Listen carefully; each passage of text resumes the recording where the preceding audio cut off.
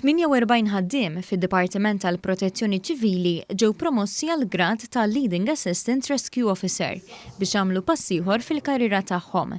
Pass li jkompli jsaħħaħ ir-riżors Uman tad-Dipartiment biex id-diversi stazzjonijiet tat-tifi tan-nar f'pajjiżna jissaħħu b'aktar persuni li jġorru ċertu responsabiltajiet. Id-Direttur Ġenerali tad-Dipartiment tal-Protezzjoni Ċivili Emanuel Psaila spjega kif id-Dipartiment qed jikber u t-tisħiħ tar-riżors uman huwa kruċjali biex il-ħidma tkun effettiva.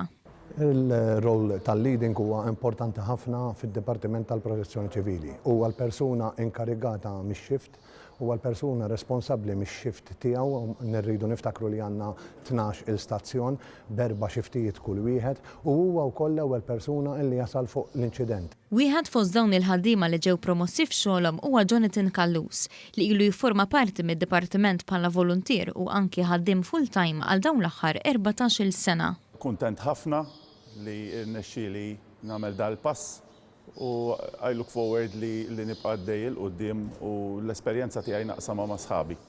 Fiċ-ċerimonja tal-ħatra fl-Istazzjon tal-Protezzjoni Ċivili fix-Xemxija, il-Ministru għall-Intern u s-Sigurtà Nazzjonali Byron Camilleri spjega kif dan l-irwol ipoġġi aktar pis fuq il-ħaddiema u appellalhom biex ikomplu jitħarġu u jwessaw l-arfin tagħhom. Wara li iffirmajna ftehim kollettiv għal dawn il-ħaddiema l-ewwel wieħed fl-istorja, illum kien ta' sodisfazzjon illi ingħaqad ma' dawn il-45 ħaddiem illi qed jagħmlu tarġa l-qudiem fil-Protezzjoni Ċivili sabiex jieħdu aktar responsabilità, iżda wkoll joffru aktar servizzi u servizz aħjar lill-poplu Malti.